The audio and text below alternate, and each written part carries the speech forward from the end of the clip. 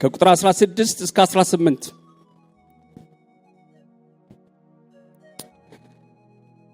አንደኛ ተሰሎንቄ ምዕራፍ 5 ከቁጥር 16 እስከ 18 በጌታ ስም አነባዋለሁ።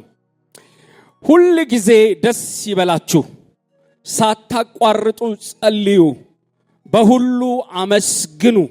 ይህ የእግዚአብሔር ፈቃድ በክርስቶስ ኢየሱስ ወደ እናንተ ነው። ደግመን እናነባዋለን። በጣም አጭር ቃል ናት። ሁል ጊዜ ደስ ይበላችሁ፣ ሳታቋርጡ ጸልዩ፣ በሁሉ አመስግኑ። ይህ የእግዚአብሔር ፈቃድ በክርስቶስ ኢየሱስ ወደ እናንተ ነው ይላል። እግዚአብሔር ቃሉን ይባርክልን። እንቀመጣለን። ዛሬ ደግሞ አጠር ያለ ቅዱስ ሥርዓትም ስላለ የእግዚአብሔርን ቃል አካፍላለሁ፣ ግን ልዩ መንፈስ ያገኘናል። ቃሉ ይርዘምም ይጠርም እኔ አላቅም፣ እግዚአብሔር መንፈስ እንደወደደ ያደርጋል። አሜን ትላላችሁ ወይ? እና ብዙ ሳስብ ሰሞኑን በጣም ክራውድድ ነበርኩኝና ልቤን እና አእምሮን የያዘው ሐሳብ ምንድነው? አንዳንዴ ስናገለግል እኛ አገልጋዮች ምን ብናገለግል ጉባኤው የሚደሰተው ብለን እናስባለን። እና የእግዚአብሔር ሐሳብ ግን ይሄ አይደለም። እናንተ እንድትደሰቱ ሳይሆን እግዚአብሔር እንዲደሰት ነው። የእግዚአብሔር ደስታ ለኛ ኃይል ይሆንልናል። እስቲ አሜን ብላችሁ ጮክ ይላችሁ። እግዚአብሔር የተመሰገነ ይሁንና ይሄ ሐሳብ ነው ውስጤ ያለው። የመልእክቴ ርዕስ የሚሆነው ከዚሁ ቃል ያለ ላይ ነው። የእግዚአብሔር ፍቃድ በክርስቶስ ኢየሱስ ወደ እናንተ ነው ይላልና ምን ብየዋለሁ? የእግዚአብሔር የማይለወጥ የእግዚአብሔር ፍቃድ። አሜን ትላላችሁ? የማይለወጥ የእግዚአብሔር ፍቃድ። መጽሐፍ ቅዱስ በኤፌሶን መጽሐፍ ምዕራፍ 5 ቁጥር 18 ላይ የእግዚአብሔር ፍቃድ ምን እንደሆነ አስተውሉ እንጂ ሞኞች አትሁኑ ይላል። ሞኞች አትሁኑ ይላል። ማለት እዚህ ጋር ምንድነው? ሁሉ ጊዜ የኛ ፍቃድና የእግዚአብሔር ፍቃድ የተለያየ ነው ወገኖች። እኛ የምንፈልገው ነገር አለ፣ እግዚአብሔር የሚፈልገው ነገር አለ። እና ብዙ የተሳሳተ እምነትና አስተሳሰብ አለን። እና እምነታችንና አስተሳሰባችን ሁሉ ጊዜ በእኛ ፍቃድ ውስጥ እግዚአብሔር እንዲገባ ነው የምንፈልገው። ለምሳሌ ጸሎቶቻችንን አይታችሁ ከሆነ ስንጸልይ ይሄንን ጉዳይ ታውቃለህ እና በዚህ ጉዳይ ላይ ደግሞ እንድትገባ፣ ስለዚህ የዚህ ዓመት እቅድ ይሄ ነው፣ የዚህ የቀጣዩ የ10 ዓመት እቅድ ይሄ ነው እና ይሄን ደግሞ አሻሽዬ ይሄን ደግሞ አቀጄ፣ ስለዚህ አንተ ሁሉ ነገር ትችላለና በእኔ ፍቃድና በእኔ ሐሳብ ውስጥ ግባ። መጥፎ አይደለም። ነገር ግን ወገኖቼ እግዚአብሔር ልዑል አምላክ የዘላለም ሐሳብ የዘላለም ፍቃድ ያለው አምላክ ነው። እስቲ አሜን ብላችሁ ትጫዋላችሁ። የኤፌሶን መጽሐፍ ምዕራፍ 1 ቁጥር 9 ላይ የሚናገረው ይሄ ነው። የፍቃዱን ምስጢር አስታወቀን ይላል። ምስጢር አይደለም ማለት የተሸፈነ ነገር የለም። የፍቃዱን ምስጢር አስታውቀውናል። ይህ ፍቃድ በሰማይና በምድር ያለውን በክርስቶስ ለመጠቅለል ነው ይላል። ስለዚህ እኔና እናንተ በዚህ ሐሳብ ውስጥ ገብተን እንጠቀለላለን። የእግዚአብሔርን ፍቃድ እንተነትናለን። ሌላ ተልእኮ ቤተክርስቲያን የላትም። የዘላለሙን ሐሳብ የዘላለሙን የእግዚአብሔር ፍቃድ እንተገብራለን። አሜን ትላላችሁ? እና ሁሉ ጊዜ እኛ የኛም ፍላጎት አምጣ የምንለው ብቻ አይደለም። ወይ ደግሞ ልክ ታውቃላችሁ ላሞችን ወተት እናልባለን አይደል? ፍላጎቶቻችንን ፍቃዶቻችንን የምናልበው ላም አይደለም። እግዚአብሔር የዘላለም ሐሳብ አለው። ሃሌሉያ! ባንተ ላይ ባንቺ ላይ እግዚአብሔር ያቀደው ሐሳብ አለ። ስለዚህ ልዑል አምላክ ነው፣ ፍቃድ ያለው አምላክ ነው። ስለዚህ እሱ ፍቃድ ውስጥ እኛ እንገባለን እና በሁሉ ነገር ውስጥ መርፌ በቀዳዳ እንደምናደርገው እግዚአብሔር ልዑል አምላክን እየጠመዝን እንደዚህ አድርግ የምንለው አምላክ አይደለም። እሱ ፍቃድ አለው። ስለዚህ ፍቃድ በተሰሎንቄ መጽሐፍ ላይ ጳውሎስ በሚገርም ሁኔታ ይናገራል። የእግዚአብሔር ፍቃድ ይሄ ነው ብሎ 3 ነገሮችን ይናገራል። ናቺ የመጨረሻ ሐሳብ የተሰሎንቄ መጽሐፍ የመጨረሻ ምክር ነው ይላል በአዲሱ መደበኛ ትርጉም። ነገር ግን በሌላ ትርጉሞች የመጨረሻ ትእዛዝ ነው። እንደምናውቀው የአንደኛ ተሰሎንቄ መጽሐፍ ጸሐፊ ጳውሎስ ነው እና ሐዋርያት ሥራ መጽሐፍ ምዕራፍ 17 ቁጥር 2 ላይ ሄደን ስናይ ለ3 ሳምንት ነው በተሰሎንቄ የመጣው እና በምኩራብ ገብቶ ያገኛቸው የዳኑት በ3 ሳምንት ነው እና መቆየት ይፈልጋል። ነገር ግን ባለመቻሉ በጣም በመከራና ተገፍቶ ተደብድቦ ነው የወጣው እና በሐሳቡ ሁሉ ጊዜ ይጨነቃል ስለ ተሰሎንቄ ስለዳኑት ሰዎች ስላመኑት ሰዎች ያስባል፣ ይጨነቃል። በዚህም ጭንቀቱ በመከራቸው በጸንተው ይሆን ወይስ እንዴት ሆነው ይሆን ብሎ ስለሚያስብ እና ጢሞቴዎስን ልኮት ጢሞቴዎስ ደግሞ ሪፖርትን ይዞለት መጥቶ ተደስቶ የጻፈው መጽሐፍ ነው የተሰሎንቄ መጽሐፍ። ምዕራፍ 1 ላይ እንደሚናገረው ስለ እምነታችሁ ስለ ተስፋችሁ በክርስቶስ ኢየሱስ ስላላችሁ ጽናት እግዚአብሔርን አመሰግናለሁ። በእውነት ተጠርታችኋል ይላል። ምንም ጥርጥር የለውም ስለ መጠራታቸው። ለምን ከጣዖት ሕያው አምላክን እግዚአብሔርን ወደ ማገልገል እንዴት እንደመጡ ደግሞ ይሄ እምነታቸውና ተስፋቸው ታውቃላችሁ እንትን አይደለም። በዛ የሚታወቅ ብቻ አይደለም፣ በአካባቢው ሰዎች በአሕዛብ ዘንድ የሚታወቅ ትልቅ የሆነ ነገር ነው። የሚታይ ህይወት ተወርቶላቸዋል። ስለ ፍቅራቸው፣ ስለ እምነታቸው፣ ስለ ጽናታቸው ጳውሎስ ይናገራል እዚሁ ላይ እና ተጠርታችኋል። ለዚህም ደግሞ በቃ እርግጠኛ ነኝ ይላል፣ እግዚአብሔርን ያመሰግናል። በዋናነት ግን 5ቱ ምዕራፍ ላይ ሳይጠቅስ የሚያልፈው ነገር ምንድነው? አንድ ነገር ይናገራል። ለምሳሌ ምዕራፍ 1 አንደኛ ተሰሎንቄ ምዕራፍ 1 ቁጥር 10 ላይ ቁጥር 11 ላይ እንደዚህ ብሎ ይናገራል። በሕያዋን ከሙታን የተነሳው ደግሞ የሚመጣው የሚፈርደው ብሎ ይናገራል። ኢየሱስ ይመጣል ይፈርዳል ይላል። ምዕራፍ 2 ቁጥር 19 ላይም ኢየሱስ ይመጣል ይላል፣ መምጣቱን ያውጃል። ምዕራፍ 3 እንዲሁ ቁጥር 13 ላይ ጌታ በመላእክት ድምፅ ይመጣል ይላል። እኛም ደግሞ እሱን ልንቀበል እንሄዳለን። ኢየሱስ ይመጣል። አሜን አትሉ? እዚህኛው ትምህርት ላይ አልደረሳችሁ እና ጌታ ይመጣል። ምዕራፍ 4 ላይ በጣም ትጣጣራላችሁ፣ እግዚአብሔርን ለማስደሰት በጣም ትጣጣራላችሁ። ነገር ግን እንዲበዛላችሁ ደግሞ እግዚአብሔርን ደስ ማሰኘት እንዲበዛላችሁ በቅድስና እንድትኖሩ በፍቅር እንድትኖሩ፣ ያ ብቻ አይደለም በተስፋ እንድትኖሩ፣ አዝናችሁ እንዳትቀሩ። ለምን ሞተው እንኳን አንቀላፍተው በጌታ ሆነው ስላንቀላፉ ሰዎች እንኳን ይህንን እንድታውቁ ፈልጋለሁ ይላል። ጌታ ድንገት ሲገለጥ ደግሞ እኛ አይቀድሙንም ይላል፣ ይቀድሙናል ይላል። ቀድመው ይነሳሉ ይላል። የሙታን ትንሣኤ አለ ብሎ ይናገራል። ክብር ለኢየሱስ ይሁን። አሜን ትላላችሁ? ምዕራፍ 5 እዚህ ቁጥር 3 ላይ ደግሞ የጌታ መምጣት እንደ በጨለማ እንደሚሆን እንደሚያስደነግጥ አይደለም፣ እናንተ በብርሃን ናችሁ ይላል። ሌባ በምን ሰዓት እንደሚመጣ አታውቁም። ነገር ግን እናንተ በብርሃን ስላላችሁ አያስደነግጣችሁም። ስለዚህ በእምነትና በጽድቅና በቅድስና ይህንን እውነት ተጠባበቁ ይላል። ስለዚህ ጌታ ይመጣል። አልሰማችሁ? ጌታ ይመጣል። ኢየሱስ ይመጣል። ኢየሱስ ይመጣል ብሎ ምዕራፉን ሁሉ ከተናገረ በኋላ መጨረሻውን መዝጊያውን ሊናገር ሲፈልግ ታዲያ ጌታ ይመጣል፣ እስኪ መጣ እንዴት እንኑር ለሚለው ሐሳብ ይሄ ነው የእግዚአብሔር ፍቃድ። እስኪ መጣ ድረስ ልትኖሩበት የተገባ ህይወት ይሄ ነው ብሎ ይናገራቸዋል። የእግዚአብሔር ፍቃድ ይሄ ነው። ምንድነው ጳውሎስ የእግዚአብሔር ፍቃድ? የክርስቶስን መምጣት እስክንጠባበቅ ድረስ እንዴት እንኑር? የመጀመሪያው ሁሉ ጊዜ ደስ ይበላችሁ። እግዚአብሔር የሚፈልገው ነገር ሁሉ ጊዜ ምን ይበላችሁ? ምን ይበላችሁ? በወደቀ ዓለም በጣም ክራይሲስ በበዛበት፣ መከራ በበዛበት፣ በጣም ባድ የሆነ ኒውስ በበዛበት ሁሌ መደሰት ይቻላል? አንዳንዴ አይልም እንዴ? ምንድነው ትእዛዙ? ሁሉ ጊዜ ተደስቱ። በመከራ ውስጥ እያለፉ ነው። የሚያስደስት ነገር የለም። በስቃይ እንደውም ጳውሎስ ስጋት የነበረው ምዕራፍ 3 ላይ አንዳንዶቹን ፈታኙ እንዳይፈትናችሁ በጣም ኃይለኛ መከራ ውስጥ ናቸው። በጣም የሚገርመው ነገር ይሄ ነገር ለኛ ተመድቧል ይላል ጳውሎስ። መከራው ማለት ነው። እኔ በእናንተ መካከል በነበርኩኝ ጊዜ በፊልጵስዩስ መከራ እንደተቀበልኩ ነግሬያችኋለሁ ብሎ ይናገራል። እና ወደፊትም እንቀበላለን ያለ የሚለወጥ ነገር የለም።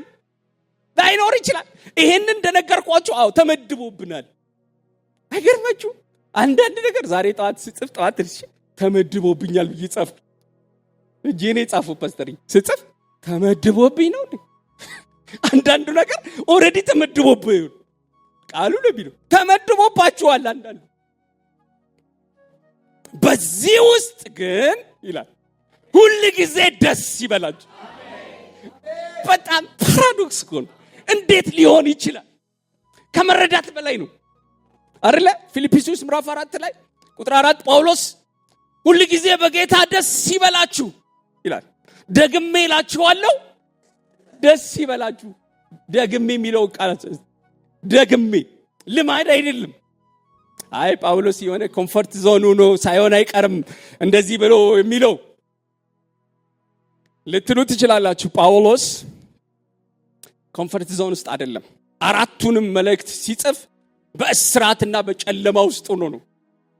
አንደርግራውንድ ነው። እኔና ሰላምዬ አይተነዋል። ከተወሰነ ዓመት በፊት ጳውሎስ የታሰረበትን ቫቲካን ሲቲ ውስጥ ገብተን አይተነዋል። ሮም ውስጥ ማለት ነው። ታስሮ የነበረበት ጨለማ ክፍል በጣም ቀዝቃዛ አንደርግራውንድ ውስጥ ማለት ነው። ጳውሎስ እነዛ መልእክት ሲጽፍ በጣም ሲያስቡት እናንተ ማይንድ ዩ ከናንተ መካከል እስረኛ ሊጠይቅ እስር ቤት የሄደ ሰው አለ ታውቃለህ? አዲያር እና እስረኛ ታስሮ የሚመጣው ሰው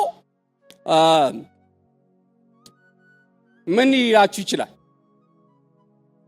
ምን ሊላችሁ ይችላል?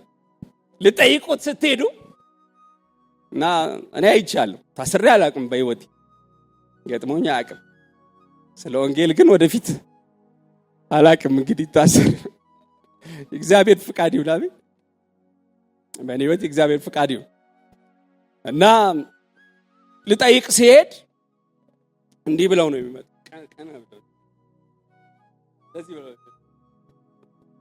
እና የማይመች ስፍራ ነው እና እንደምንም ብላችሁ ከዚህ አስወጡኝ ነው የሚሉት። አረ ተመችቶኛል ምንም እንደውም ተጨማሪ ቀን እንደውም ክሱን አይሉ አረ ስማይል አያደርጉ። ገብታችኋል? እስረኛ ልጠይቁ ስትሄዱ ስማይል አያደርጉ እና ቶሎ ቶሎ ጠበቃም ፈልጉ ብቻ ከዚህ አስወጡኝ ይላል። ከዚህ ልውጣ።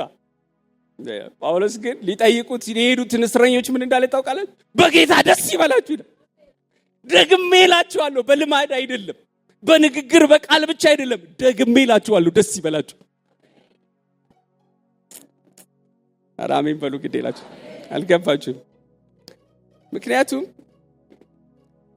ታውቃላችሁ ደስታ የሚፈልግ ሁላችንም ደስታ እንፈልጋለን አይደለ? ደስታ ምን እንላለን? እንፈልጋለን። ደስታ የማይፈልግ የለም አይደለ? እንማራለን፣ ግራጁዌት እናደርጋለን፣ ደስ ይላል። እንኳን ደስ ያላችሁ ይባላል። ተምረን ስራ እንይዛለን፣ የተሻለ ስራ እና እንኳን ደስ ያላችሁ እንባላለን። መኪና እንቀይራለን፣ ደግሞ መኪናው ደግሞ ያስጠላን፣ ሌላ መኪና እንፈልጋለን። ደግሞ ትዳር ያምረናል። እንደ ወገኖችን ሊያገቡ ሲሉ ትዳር ደስ ይላል፣ መጥፎ አይደለም። ከዛ ሰርግ ይሆናል። ከዛ ደግሞ ደስታ እንፈልግና ልጅ ደግሞ እንላለን። ልጅ ይመጣል፣ እንኳን ደስ ያላችሁ ይባላል። ደስታ ሙሉ አይደለም። ደስታ ሙሉ ስላልሆነ የደስታ ምንጭ ምንድን ነው? ፈጠን ብዬ ይሄን ነገር ልነግራችሁ ፈልጋለሁ። ዮሐንስ ወንጌል ምዕራፍ 15 ምንድነው የደስታችን ምንጭ? ዮሐንስ ወንጌል ምዕራፍ 15 ቁጥር 11 ምድር ላይ ደስታን እንፈልጋለን፣ ደስታ ሁሉ ሙሉ አይደለም። ጌታ ኢየሱስ ነው ይሄንን ቃል ያለው ራሱ።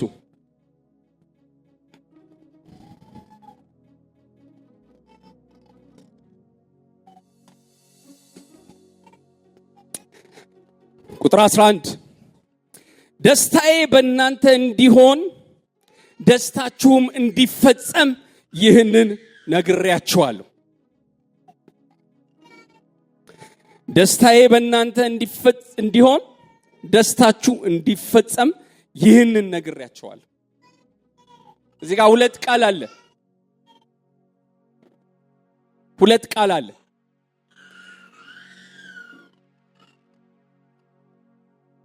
አንደኛው ቃል ደስታዬ፣ ሁለተኛው ቃል ደስታችሁ ይላል። ደስታችሁ እንዲፈጸም የኔ ደስታ በእናንተ እንዲሆን ይህንን እላቸዋለሁ። ጌታ ኢየሱስ እዚህ ጋር ኮንቴክስቱ እንዲህ ነው የሚለው፣ ስለ ወይን ግንድ ነው የሚያወራው። እውነተኛ የወይን ግንድ እኔ ነኝ፣ ገበሬው አባቴ ነው። በእኔ ያለው ፍሬ የማያፈራውን ምን ይለዋል? ቆርጧል። ፍሬ የሚያፈራውን አብዝቶ እንዲያፈራ ምን ይለዋል? ያጠራዋል። ስለዚህ በእኔ ኑሩ ነው ኮንቴክስቱ። በእኔ ኑሩ ነው የሚለው። በእኔ የሌለ ፍሬ አያፈራም ነው የሚለው። ስለ ደስታ ሲያወራ እንዲህ ነው የሚለው፣ ደስታዬ፣ የኔ ደስታ በእናንተ እንዲሆን።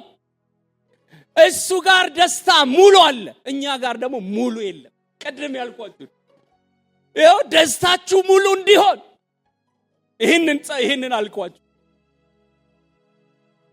ስለዚህ የደስታ ዋና ነገር ኢየሱስን ማዕከል ያደረገ ነው። ስላገባችሁ፣ ስለወለዳችሁ፣ ስለነዳችሁ፣ አገር ስለቀየራችሁ፣ ኮንፈርት ላይ ስላላችሁ አይደለም። የደስታችን ማዕከል ክርስቶስ ነው። እውነተኛ የወይን ግንዱ ጋር መጣበቅ ነው፣ በሱ መኖር ነው። በቃ ደስታ ተጣጥረን የምናመጣው አይደለም። ተጣጥረን ብናመጣው ሙሉ አይሆንም፣ መቼም አይሆንም። ቁርጣችሁን ወቁ፣ አይሆንም። የሆነ ሰንበዲ በቃ የኑሮን ጫፍ የደስታን ጥግ አይቶ ወደ ታች እየወረደ በአካድካሚ ነው ይላል። አንተ አታምንም። አይቼዋለሁ፣ እዛ ጋር ደርሼ ጫፉን አይቼዋለሁ።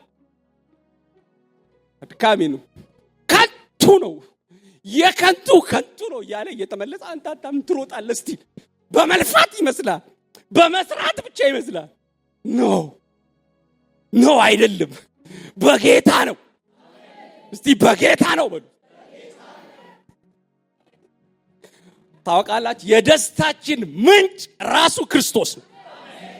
ለዛ ነው በሚያስፈራ በጨለማ ስፍራ፣ በመከራ፣ በበሽታ፣ በጭንቀት ውስጥ እያለፉ ጳውሎስ እኮ በሁለተኛ ቆሮንቶስ ምዕራፍ 6 ላይ ምንድነው የሚለው? ሐዘንተኞች ስንሆን ደግሞ ደስተኞች ነን። አይገባም እኮ አይደል እንዴ? የእግዚአብሔር ቃል ግን ታማኝ ነው። የኔ መረዳት ትክክል ባይሆንም፣ ካልኩሌሽኑ ትክክል ባይሆን፣ የእግዚአብሔር ቃል ግን እውነት ነው። እኔም ማምነው እግዚአብሔርን ቃል ነው። እስቲ እናንተ የእግዚአብሔርን ቃል ታምናላችሁ? ይቻላል። ፔን አለ ግን ደስተኞች ነን። መከራ አለ ግን ደስተኞች ነን። ስለዚህ የእግዚአብሔር ፍቃድ ይሄ ነው። ምንድነው? ሁል ጊዜ ደስ ይበላችሁ፣ በምታልፉበት መንገድ ደስ ይበላችሁ። ኢቭን አገልግሎትም ቢሆን ማለት ነው። በጣም የሚገርመኝ ቃል ዳዊት የንስሐ የሚባለው ምዕራፍ መዝሙር 151 ነው። መዝሙር 51 ነው እና የማዳኔን ደስታ አትውሰድብኛል ሲጸልይ፣ የዳናችሁበት የመጀመሪያው ያ ደስታ ከሱ ጋር የተጣበቃችሁበት በኑሮ በምንም ሳይኖር ማለት ነው፣ በእግር በምትሄዱበት ዘመን የነበራችሁ ያ ደስታ፣ ያንን መልስልኛል። ይበልጣል ዛሬ ኑሯችሁ ከምታጡት ከምትጨነቁበት እየበለጠ ሳይኖራችሁ በባዶ። እኛ ብዙ ጊዜ ዳቦ በሙዝ እንበላ ነበር፣ ቁርስ፣ ምሳ፣ እራት እና እሱን ዘመን አስታውሳለሁ እኔ ከዛሬ 25 ዓመት ምናምን በፊት እና ምግብ ምናምን በጌታ ስትሆኑ እዛው ብላ እዛ ጠጣ ትባላልና ሁሌ ነው የምናገረው ይሄን ነገር እና ጓደኞቼ ጋር እሄዳለሁ እና የሚበላ ነገር ሳይኖር እና አንድ ጓደኛዬ ጠዋት ዳቦ በሙዝ በልቻለሁ፣ ምሳ ሰዓት ዳቦ በሙዝ፣ እራት ዳቦ በሙዝ። አሁን ይቅርታ አድርጉልኝ ዳቦ በሙዝ አልወድም፣ ግን የእግዚአብሔር ደስታ ግን ልዩ ነው። መውጣት አልፈልግም እዛ ውስጥ ምንም የለም እኮ ባጠግቡ ሙላት ነው። አሜን ትላላችሁ? እሱን ይመልስላችሁ። ዛሬ አማርጠን ይሄን እንበላለን፣ ይሄ ዳይት ነው ይሄ ምናምን እያልክ እየመረጥክ ሰዓት እየበላ ደስታ የለበትም። ለምን ብዙ ነገር ላይ ሆኗል። መርጠን አንደ መብላት ባይዘው ደስታን ይፈጥራል፣ ግን ሙሉ አይሆን። መልበስ ደስታ ይፈጥራል፣ መንዳት ማግባት ሙሉ አይደለም። እስቲ አሜን በሉ። ግዴላችሁ መቼ ልትደሰቱ ነው? ክርስትና ይሄ እኮ ነው ደስታችን። መስቀሉ እኮ ነው ደስታችን። ዮሐንስ ራእይ መጽሐፍ ምዕራፍ 5 ላይ ኢየሱስ እንደታረደ በግ ቆሟል ይላል። አረ እንዴ ፓስተር በሰማይ አየሁት ይላል እኮ እንደታረደ በግ። እሱ ታርዶልኛል። ይሄው ዛሬ መታሰቢያው። ስለዚህ እኔ ደስ ይለኛል። እስቲ አሜን ትላላችሁ ወይ? ሉቃስ ወንጌል ምዕራፍ 10 ላይ የምወደው አውድ አለ። ጌታ ኢየሱስ ራሱ ሌላ 70 ደቀ መዛሙርትን ሾመ ይላል፣ ከ12ቱ ሌላ ማለት ነው። ለምን? መከሩ ብዙ ነው፣ ሰራተኞች ጥቂቶች ናቸው ብሎ ኦቶሪቲ ሰጣቸው፣ ስልጣን ሰጥቷቸው ሁለት ሁለት እያደረገ ሾማቸው ይላል። ሄዱ ወንጌል ሊሰሩ እና የተሰጣቸው ተልእኮ ምንድነው? ወንጌልን ስበኩ፣ የእግዚአብሔር መንግስት ቀርባለች፣ ንስሐ ግቡ ብላችሁ ተናገሩ፣ በምትገቡበት ቤት ሁሉ ሰላም ለእናንተ ይሁን በሉ፣ አጋንንትን አስወጡ፣ ደዌውንም ፈውሱ ብሎ ላካቸው ይላል። እና ሄዱ፣ ሁለት ሁለት ሆነው ሄዱ። ቁጥር 17 ላይ ሪፖርት ይዘው መጡ፣ ሁሉም ተሰባስበው እና እሱን ቃል ሄደን ብንመለከተው በጣም ደስ ይለኛል። ሉቃስ ወንጌል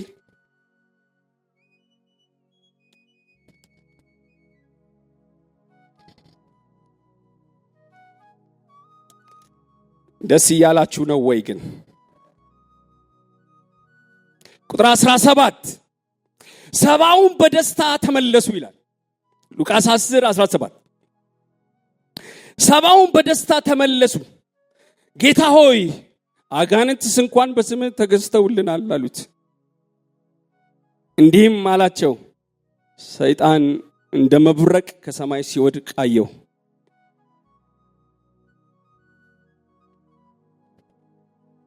እንዲህም አላቸው፣ ሰይጣን እንደ መብረቅ ከሰማይ ሲወድቅ አየሁ። እነሆ እባብና ጊንጡን ትረግጡ ዘንድ በጠላት ኃይል ላይ ሁሉ ስልጣንን ሰጠዋችሁ፣ የሚጎዳችሁ ምንም ነገር የለም። ነገር ግን መናፍስት ስለተገዙላችሁ በዚህ ደስ አይበላችሁ፣ ስማችሁ ግን በሰማይ ስለተጻፈ ደስ ይበላችሁ። በዚያን ሰዓት ኢየሱስ በመንፈስ ቅዱስ ሐሴት አደረገና የሰማይና የምድር አባት ሆይ ይህ ከጥበበኞችና ከአስተዋዮች ሰውረህ ለሕፃናት ስለገለጥክላቸው አመሰግንሃለሁ። አዎ አባት ሆይ ፍቃድ በፊት እንዲሆኗል አለ። 70 ሲመጡ የመጡት በደስታ ነው። ኢየሱስን ፍለጋ አገኙት። 70ውን በደስታ ተመለሱ ይላል።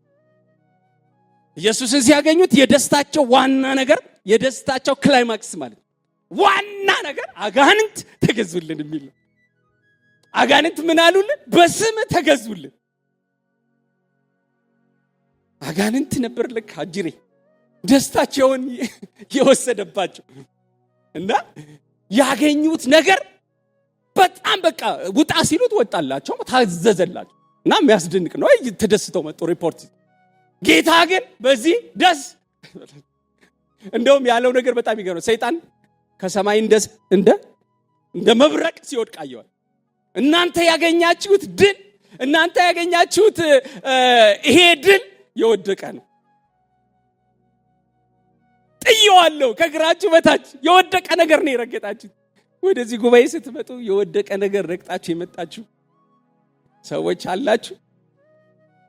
ስትገቡ ቆሻሻ ረግጣችሁ የሆነ ፈሳሽ ነገር የሆነ ቆሻሻ ነገሮች ረግጣችሁ መጣችሁ። እዚህ ሃሌሉያ ያላችሁ ብትጮው ወንድም ከሬ ትንሽ ሜንታ ምን ሆነ ነው ስንት ቆሻሻ ረግጬ ምስል የመጣሁት የሚል ሰው ብታገኝ ትንሽ ምንድነው ጤናውን ትጠራጠራላችሁ አይደል? ጌታ ያለው እንደዛ ነው። ሲወድቅ አይቻለሁ አለ። አሜን ትላላችሁ እንዴ? ወድቋል። አሜን በሉ እንጂ እንዴ ጠላት ወድቋል እያልኩኝ እኮ የተጻፈው ኢየሱስ ሲወድቅ አየው ነው ያለ። ስለዚህ ደስ አይበላችሁ በዚህ ደስ ሊላችሁ ካስፈለገ አንድ ደስታ አለን። የማይለዋወጥ የእግዚአብሔር ፍቃድ ይሄ ነው። ያ ደግሞ በሰማይ ስማችሁ ስለተጻፈ ማለት በሰማይ ስም መጻፍ ማለት ምን ማለት እንደሆነ አልገባቸውም። ለዛ ነው ጌታ ሐሴት አደረገ። የነሱን ስለ እግዚአብሔር መውደድ በሰማይ ላይ ስም መጻፍ ምን ማለት እንደሆነ የሚያውቀው ከሰማይ የመጣ ነው። መዳን ማለት ምን ማለት እንደሆነ፣ የዘላለም ሕይወት ማግኘት ማለት ምን ማለት እንደሆነ የሚያውቀው ከሰማይ የመጣ ብቻ ነው። ኢየሱስ እንደዚህ አለ፣ አዎ አባት ሆይ ሐሴት አደረገ ይላል። ሌላ ቦታ ብዙ ቦታ ብሎ ሊሆን ይችላል። ኢየሱስ ግን በመንፈሱ ሐሴት አደረገ።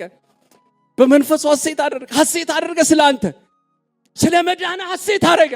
የእግዚአብሔር ፍቃድ ከጥበበኞችና ከአስተዋዮች የሚበልጥ ይሄ ነው አለ። መልካም ፍቃድ ይሆናል። ከሁሉ ሰውረህ ለነዚህ ሕፃናት ገለጥክላቸዋል። ደህንነትን አገኙ። እንደ ሰው ቢሆን እንደ ሰው መመዘኛ ቢሆን ልንመረጥ የማንችል ሰዎች ነበርን። እግዚአብሔር ግን በክርስቶስ ስማችንን በሕይወት መዝገብ ጻፈልን። የዘላለም ሕይወት አለን። የዘላለም ተስፋ አለን። የዘላለም ደስታ አለን። ክርስትና ይሄ ነው። ባይዞኝ ክርስትና መደሰት ነው።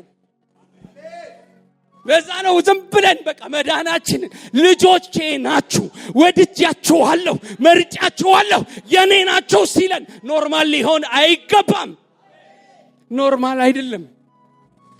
ተወደሃል፣ ተወዳችኋል፣ መርጧችኋል፣ የኔ ናችሁ ብሎናል። ሃሌሉያ። እዛማ መከራ የለም፣ እዛ ለቅሶ የለም፣ እዛ እንባ የለም። ክርስትና ግን አሁን የሚያስፈልገን ፕራክቲካል ክርስቶስ እስኪመጣ ድረስ ደስ ይበላችሁ። ሃሌሉያ። አሁን ደስ ይበል። በልዩ ልዩ ነገር እያለፍክ ነው። ኢትስ ኦኬ። የእግዚአብሔር ፍቃድ በመከራ ውስጥ ደስ እንዲላችሁ ነው። ይቻላል፣ ይቻላል። ደስታን ባይዘው የምንሰራው ነገር አይደለም፣ የምንቀበለው ነገር ነው። አሜን ነው ወይ? ደስታን ሰርተን አናመጣውም፣ ከጌታ የምንቀበለው። ዛሬ እኔ በጣም የሚገርመኝ ሰዎች ደስታ የሌላቸው ሰዎች በህይወታቸው ፓስተርዬ ጌታ ምስክሬ፣ አንዳንድ ሰዎች ይገርሙኛል። ደህንነታቸውን ይጠራጠራል። በህይወታቸው ደስታ የሚባል የማያውቃቸው ሰዎች አሉ። ፊታቸው ገና ስታያቸው ኮሶ ይመስላል። እንደውም እኔ መጽሐፍ ቅዱስ ትምህርት ቤት ማስተውስ ሰው ነበር አንድ ሰው እና ሰላም ሲለኝ ጭምድድ አድርጎ ነው ሰላም ይለኝ ተረከ በእውነት እና ሰላም ሲለኝ እንደዚህ ይዘኝና እንደዚህ ይነቀንቀኝ፣ ከዛ እንደዚህ ሁሉ ይጫምቃል እና ይኮሳተራል። ምንም በቃ ፒነስ የለውም። ያው ሰላም እያለች በዚህ ሳምንት አንድ ቦታ እርሊ የሆነ ቦታ ፓርክ ልናረግ ስንሄድ ጠበቃ ነው በቃ 32 አላችሁ። ደስታው በጠዋት በቃ ይስቃል አይደለ? ከዛ ሰውዬ በቃ ደስ በቃ ቆይ እዚህ ጋር ተዘግቷል በዛ ዙራችሁ እንደዚህ በቃ ደስ ይላል እና የሚታይ ነገር አለበት። በቃ እሱ ጋርማ በጌታ ነው ሊሆን ይችላል አለ። በጠዋት ሰው እንዴት ይስቃል? እንዴት ደስ ይለዋል? በጌታ ካልሆነ በስተቀር ይሄ ደስታ እኮ የሚታይ ደስታ። ከዛ በቃ ከጨረሰልን በኋላ ጠራነውና እስቲ በጣም ደስ ትላለህ አልኩት። በጣም ፊት ይስባል፣ ደስ ይላል እና ምንድነው ምናምን ስለው ከላይ ነው አለ። ያው በመዝክር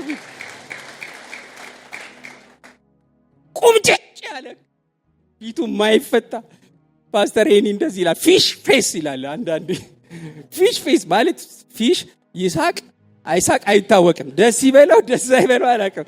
እንዲህ ብለው የሚሆኑ ሰዎች ቸርች ውስጥ ምን ያደርጋሉ? ንግግር ጌታ ይባርክ። እንዲህ በእውነት ይሄ ቦታ እኮ ነው ለኛ። አንድ እህት እንደዚህ አለች፣ የኛ እኮ ሸራተን እዚህ ነው አለ። የእግዚአብሔር ቤት ውስጥ ነው። ፍስሐ ያለው በእግዚአብሔር ህልውና ውስጥ ነው።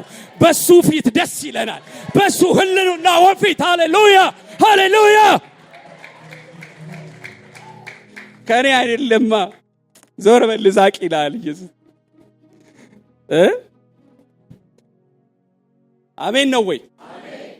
ዛሬ ይሄ የልጅነታችንን ደስታ የደህንነታችንን ደስታ እግዚአብሔር ይመልስልን። የእግዚአብሔር ፍቃድ ይሄ ነው። እናንተ ስሜታችሁን ብድግ የሚያደርግ የሚያዘልል ነገር ልነግራችሁ አልመጣሁም። ዛሬ የእግዚአብሔርን ፍቃድ ልነግራችሁ መጥቻለሁ።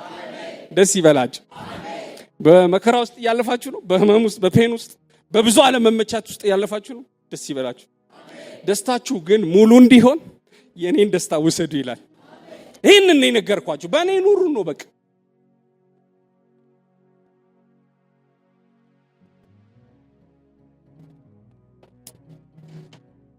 እና ጊዜው እየሄደ ነው። ሳንደሰት እንዳንሞት እስቲ ደስ ይበል። ጎናችሁ ያለው እንዲበሉ ተባበሉ ብዬ አላቅም አይደል? ነኝ ዛሬ በሉልኝ እስቲ ደስ ይበል በሉ። ሳይኮሳት ያላላችሁ ሰዎች አላችሁ። ለምንድን ነው? ይሄ እኮ የእግዚአብሔር ትንቢታዊ ቃል ነው። ደስ ይበል፣ በጌታ ደስ ይበል በሉ። ደግሜ እልሃለሁ ደስ ይበል በሉ። እንደ ልማድ አይደለም። አንዳንድ ሰዎች እንደ ልማድ ነው ፓስተር ታይቷል። እንደ ልማድ ሲባርኩ ጌታ ይባርክ ተናደኩ አይባርኩም ውስጥ የራስ ጉዳይ ነገር እያሉ በውስጣቸው ጌታ ይባርክ ምናምን ይላል። ሲናደዱ በተለይ ጌታ ይባርኩ ካሉ እርግማን ነው የሚሆነው። እንደ ጳውሎስ ግን የሚለው ከምሬ ነው፣ አስቤበት ነው፣ ደግሜ ነው ምለው። ደስ ይበላችሁ። ሃሌሉያ። ደስታን ዛሬ ትቀበላላችሁ። በቃ የደስታችን ምንጭ የማይነጥፍ ነው። እንደዚህም የማይል ነው፣ የማይደፈርስ ነው። ነገሮች ይጨምራሉ። በጌታ ያለን ደስታ ይፈሳል። የሚታይ ነው፣ የሚጋባ ነው። እኔ የሚያጉረመርም ሰው የሚያስጨንቀኝ ሰው ጋር አብሬ መዋል አልፈልግም። በጌታ ፍቅር ይቅርታ። በቃ ደስ የሚለኝን ሰው ጋር አብሬ ደስ መሰኘት ነው ይፈልግ። ለምን ይጋባል? ደስታ የሚጋባል። እግዚአብሔር ለዚህ ህይወት ጠርቶናል። እግዚአብሔር ለደስታ ህይወት ጠርቶናል። ጠዋት ላይ ትስቃለህ። ደስ ብለህ ሰዎች ሲያይ ቢሮ ስትገባ በቃ ስማይል ታደርጋለህ። እንዴ ምን አግኝቶ ነው? ለምን? የሚታይ ስለሆነ ለሰዎች የሚጋባ ይጠይቃሉ። ኖርማል አይደለም። ወንድዬ ለምንድን ነው ሁሌ ደስተኛ ነው ሳየው? እኔ አንዳንዴ በአደባባይ ዝም ብዬ ጌታን አላማ ብዙ ጉድለቶች ሊኖሩብኝ ይችላሉ እና እንዳለው ሰው ነው የምሆነው። ጌታ ይባረክ። አሜን አትሉ? እና ሰዎች በእግዚአብሔር ፊት ነው የምጠይቃችሁ ምላችሁ ማለት የማልዋሸው ነገር ማለት ቴዲ ያውቃል። በጣም ትልቅ ባለጠጋ ሰው ነው። በጣም እና ትልቅ አፓርትመንት እየሰራ ነው። በጣም ፈልጋለሁ አለ እና ፎቅ ላይ ወሰደ፣ ወንበር ወሰደ፣ አስገቡት አለ። መኪናውን እዛ ፓርክ ይደረጋል። ከዛ እኔ ሰምቼው የማላቀውን ብድር ጠይቀኝ። ብሩን እኮ ነው ሰምቼ አይቼው አላቅም። ከዛ ደስ ያለኝ ባይዘኝ ሰዎች ብድር ሲጠይቋቸው አትናደዱ፣ ደስ ይበላችሁ። ለምን? ደስታ አለ ያለ እኮ ነው የምትመስለው። ሃሌሉያ። የለም ግን በቃ ያንን ብር ቁጥሩን ራሱ አልነግራችሁ እና ደስታ ነኝ።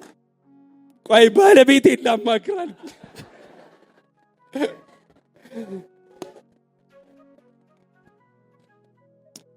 ጊዜ ወሰድኩኝ። ፈጠን ማለት አለብኝ። ግን የሚታይ ፏ ብላችሁ አሜን። ዛሬ አሁን ፏ ብላችሁ አላለ ድምቅ ብላችኋል። ሁሌ ድምቅ በሉ። ለምን? ውጭ አይደለም ባይዘው ሰዎች ደስታን ፍለጋ ይሄዳሉ። ብዙ ቦታ እኮ ይንከራተታሉ፣ ከሀገር ሀገር ይሄዳሉ። ግን ደስታ ስለሌለ ማለት በዛ ውስጥ ሙሉ ስለማይሆን እናንተ ጋር ግን ከምንጩ ጋር ስለተገናኛችሁ የደስታ ምንጭ እሱ ስለሆነ የደስታዬ ምንጭ አንተ ነህ፣ የደስታዬ ምንጭ ነገር ቢሞት ነገር ባይሞት የደስታዬ ምንጭ አንተ ነህ። ሃሌሉያ። አምራችሁ ስማይል አድርጋችሁ።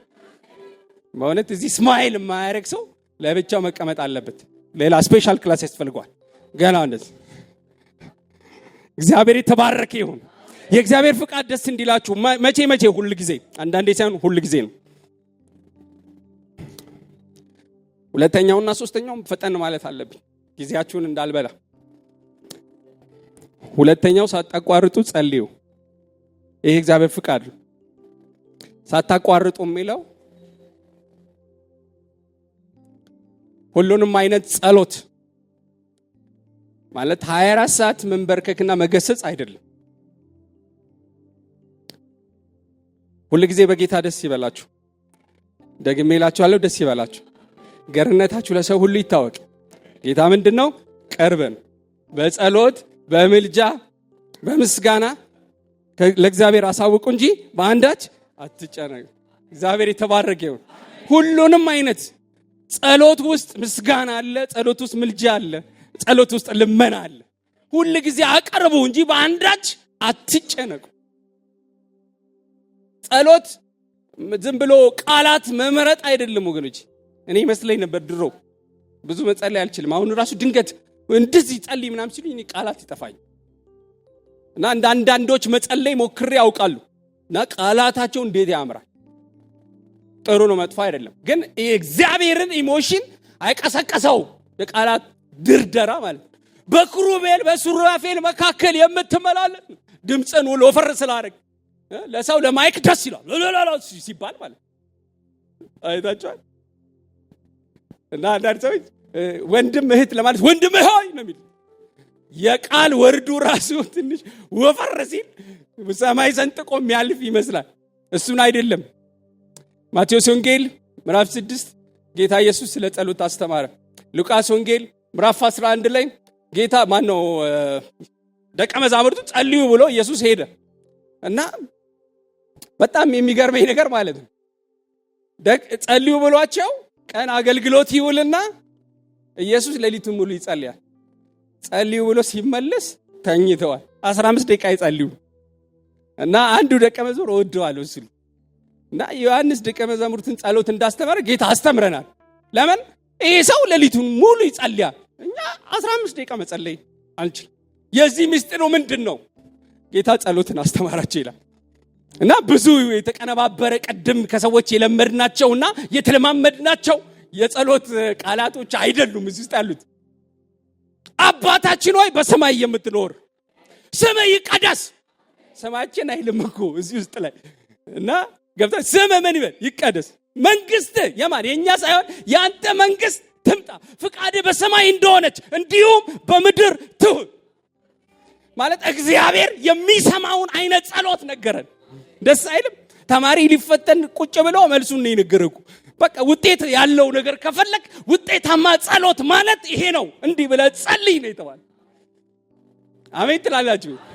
ጸሎት እውነተኛነት ነው። እና አንዳንዴ የጸሎት ስሜት ይጠፋብኛል፣ ይቅርታ አርጉልኝ። እና የጸሎት ስሜት ሳይኖረኝ ሲቀር ደግሞ መጸለይ ይናፍቀኝና ለመጸለይ ምን ብዬ ጸልዩ? የእግዚአብሔር ቃል ወደ እኔ እንዲህ ሲል መጣ፣ ሰውነታችሁን ሕያውና ቅዱስ መስዋዕት አድርጋችሁ አቅርቡ ይላል። ማቅረብ ነው በቃ በእግዚአብሔር ፊት መገኘት ነው ማለት ነው። ጸሎት ሳታቋርጡ ማለት 199 መቅረብ ነው። ቃላት 1% ሊሆን ይችላል። እውነተኛነት ነው በቃ። እና አንዳንድ ጸሎቶች ጓደኞች ጋር ሄጄ ረጅም ጸሎት ይጸልያል እና መስግን ብለው 2 ሰዓት ይጸልይ። አይውሽ እንደዚህ በጸልይ ናይ ግን ሰውነትን የትኛው ቦታ ላይ እግዚአብሔር ሊያየው በሚችል መንገድ አቅርብ። ጸሎት ያልተመለሰበት ምክንያት ቃላት ስላልጸለይን አይደለም። እንደኛ የሚጸልይ ሰው የለም። ይጾማል፣ ይጸልያል። አንዳንድ ሰዎች ጸልየው ሲነሱ ነው እሳት ነብር ሆነው በአንደበታቸው የሚረክሱት። ባይጸልዩ ይሻላል። ሪሊ ማለት ከመሰዊያ ስትነሳ ሞር ሃምብል ነው የምትሆነው፣ ትሁት ነው የምትሆነው። የክፋት ጊዜ አይኖርም። በጸሎት የምትቀበለው ነገር ስላለ ማለት እግዚአብሔር የሚሰማው አይነት ጸሎት የምንጸልይ ሰዎች በእግዚአብሔር ፊት ራሳችንን ቅዱስ መስዋዕት አድርገን እናቅርብ። ጸሎት እውነተኛነት። አንድ የሰማሁት አንድ ነገር ልንገራችሁ። በአንድ መዝናኛ ባህር ላይ መርከብ ላይ ሁሉ ነገር ያለበት ማለት ነው። ልጆች ሲጫወቱ ፈን እያደረጉ ድንገት ትንሽዬ ልጅ ከመርከብ ወደ ባህሩ ትገባለች። ትንሽዬ መርከብ ባህር አይደለም፣ ትልቅ ባህር። ሁሉ ሰው ይደናገጣል። በጣም የሚያስፈራውና የሚያስደነግጠው እዛ ቦታ ላይ ሻርኮች አሉ። በጣም ሻርክ ኤሪያ ነውና በጣም ያስፈራል። እና ሁሉም ሰው እናትም አባትም በቃ ነፍስ አሳሳቸው። እንዴት ይግቡ? ማን ይግባና እቺን ልጅ ይታደጋል? ማን ያውጣል? እና ሁሉም ሰው ያያል። ድንገት የሆነ ሰው ተስፈንጥሮ ይገባል ወደ ባህሩ። ሲገባ ህዝብ ይጮዋል። ካሁን በቃ በሻርክ ተበላ ብለው ማለት። ግን በሚገርም ሁኔታ ሻርክ ሳያገኛት ልጅቷን ይዞ እየዋኘ ይወጣል። ብዙ አድናቆት ይደረግለታል። በጣም ብዙ ጊፍት ብዙ አዋርድ ይሰጠዋል። እና የሆነ ኢቨንት ይዘጋጃል ማታ ላይ። ይህንን ሰው በቃ ክሬዲት መስጠት አለብን። በቃ እናት አባት እንኳን ሳይደፍሩ ገብቶ እንዴት ሊያወጣት ይቻለ ብለው ማለት። ከዛ በቃ ስጦታዎች ሁሉም ነገር ባሉበት እስቲ እንዴት ልገባ ቻልክ ተብሎ ሲጠየቅ ማን ነው ግን የገፈተረኝ አለ።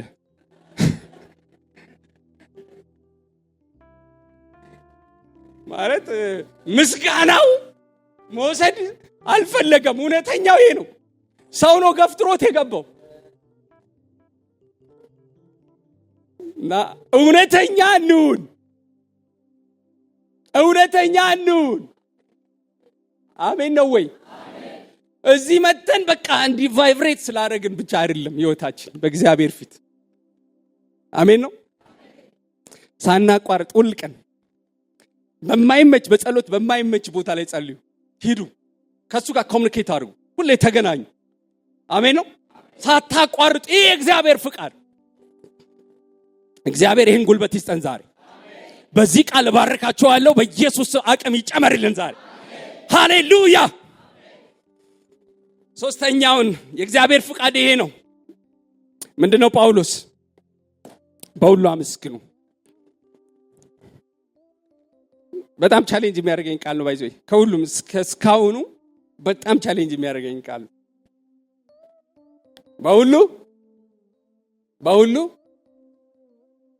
በሁሉ አመስግኑ። ኤፌሶን መጽሐፍ ምዕራፍ 5 ቁጥር 20 ሁሉ ጊዜ ይላል። በሁሉ ብቻ ሳይሆን ሁሉ ጊዜ ስለ ሁሉ ምን በሉ? አመስግኑ። ይቻላል ወይ? አሜን። ይቻላል። አረ ሰው የለም እዚህ ቤት አይደል? ይቻላል ወይ? በሁሉ ማመስገን ይቻላል ወይ? እግዚአብሔር ይሄንን ይጨምርላችሁ። ያው በምንም አይነት ነገር ውስጥ ከማልቀስ ማመስገን ይሻላል። ምክንያት የለንም ብላችሁ የምትሉት ነገር ቢኖር አመስግኑ። ማን ነው የተባረከ? አንድ ቃል የሚያነብልኝ ሪማይንድ አደረገኝ። ኤርምያስ መጽሐፍ ምዕራፍ 30 ቁጥር 19 ስታመሰግኑ የሚበዛ ነገር አለ። ስታመሰግኑ የሚጨምር ነገር አለ። ሃሌሉያ። ኤርምያስ 30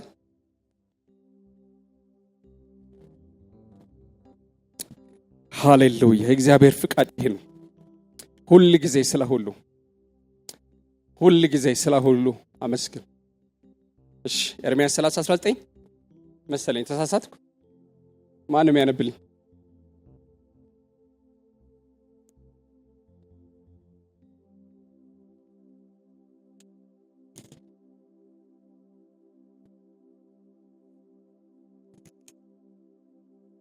ተደስቻለሁ፣ በቃ ተደስቻለሁ፣ ባደራረግ የኔ ወዳጅ ተደስች።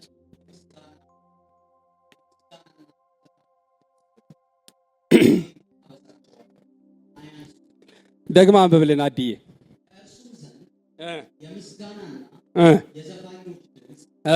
ይወጣል። ሃሌሉያ። ቀጥል። ሃሌሉያ። እስቲ አሜን በሉ ባካችሁ። ለቃሉ ክብር ይሁን። አሜን። የሚያመሰግን ሰው ይበዛለታል። የሚያመሰግን ሰው ይጨመርለታል። አበዛሃለሁ ነው። ትንሽ ነገር አለ፣ አንድ ነገር አለ፣ ምክንያት አለ። በሱ ስታመሰግን ይበዛልሃል። አሜን ትላላችሁ? ይበዛል። ስታመሰግኑ ምን ይላል? ይጨመራል። ጌታ አበዛዋለሁ ብሏል። ሁሉ ጊዜ የማመስገን ህይወት ይስጠን። ማጉረምረምና ሐዘን፣ ትካዜ ከዛሬ የተነቀለ ይሁን። በጌታ በኢየሱስ ስም የተነቀለ ይሁን። ዛሬ ይሄ ደስታ ይመለስልን። ቆመን እንጸልያለን። ሃሌሉያ።